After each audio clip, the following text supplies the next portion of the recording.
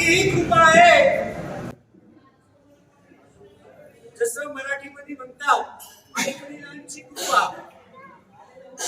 वैसे ही हमारे लिए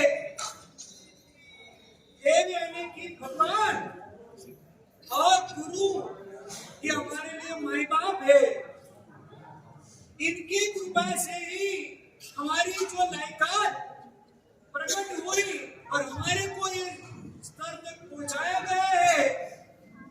जब 190 दिन लगभग उसके ऊपर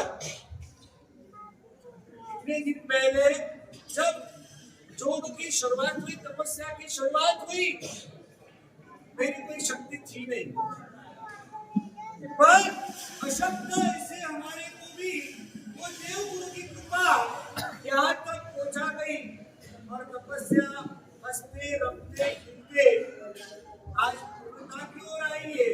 तो वो भी सुबह संयोग. ऐसे तो आज का पाना था, पर कुछ कारणवशात बारिश ने उनको बोला कि नहीं आपकी दीक्षा शांति हुई है.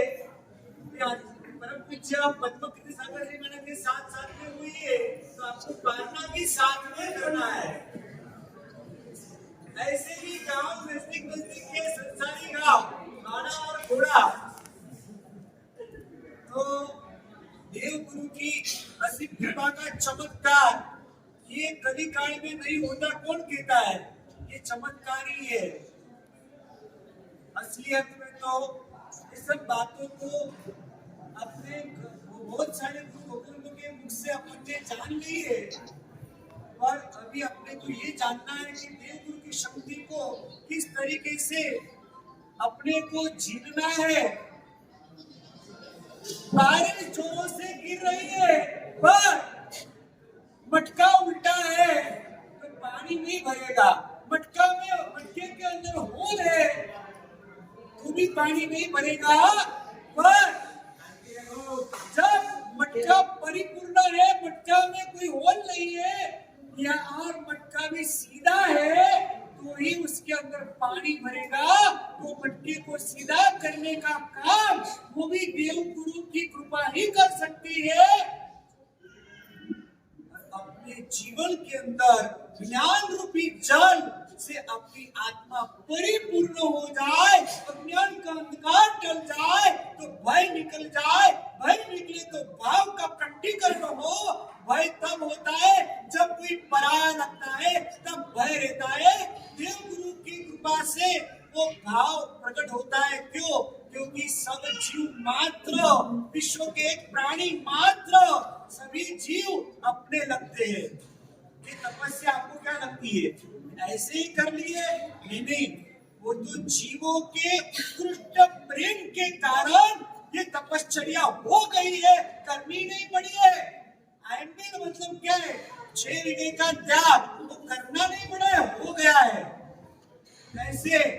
अरे हमारे भारतवर्ष के वो करोड़ों लोग जो भूखे सो रहे हैं, दिन में एक बार मुश्किल से रूखा सूखा खाना मिलता है, वो सभी को याद करके हमारे पास सब कुछ होते हुए भी वो सब छोड़ के हम उनकी संवेदना से संवेदित होके, जैसे गांधी जी को संवेदना हुई कि मेरे भारतवर्ष की माँ बहनों को पहनने के लिए कपड़े नहीं है, और उन्होंने कपड़ों को छोड़ दिया और एक पुतली के ऊपर आ गए. वैसे ही हमारे महात्मा जो भी तपस्या करते हैं, वो तपस्या भगवान को प्राप्त करने के लिए भी है, पर भगवान तभी बन सकते हैं जब जीवों के साथ में, बाकी सभी लोगों के साथ में अपनी आत्मा जब जुड़ जाती है. उसका दुख वो मेरा दुख है, उनका सुख वही मेरा सुख है.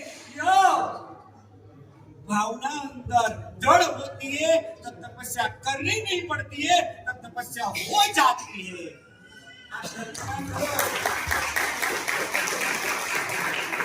आप कल्पना करो, 14 साल तक इन्होंने नहीं दूध, नहीं घी, नहीं तेल, नहीं कोई मिर्ची, कुछ भी नहीं खाया. इतनी घोर तपस्या की, कितना दूध बचा, कितनी शक्ति शक्कर बची, इतना क्या कुछ बचा। ये बचत हुई तो जो जिसको जरूरत थी वो उनके पेट में गई। इस प्रकार से परोक्ष या प्रत्यक्ष रूप से, परंपरा से सभी का कल्याण सामान्य रूप से भी होता है और आत्मा का भी कल्याण अवश्य होता है। क्योंकि जब परोपकार भावना की पराकाष्ठा आती है तो आत्मा एकदम परमात्मा जैसी निर्मल शुद्ध विशुद्ध हो जाती है। और ऐसी शुद्ध आत्मा विश्व का, उनकी अस्तित्व ही विश्व के कल्याण का कारण बनती है। बस ऐसे महातपस्वी और ऐसे संयमी, ऐसे दीर्घ संयमी और ज्ञानी गुरु भगवंतों की विश्राम मिली है अपने को, वही अपना बड़ा सौभाग्य है। विशेष बात के आगे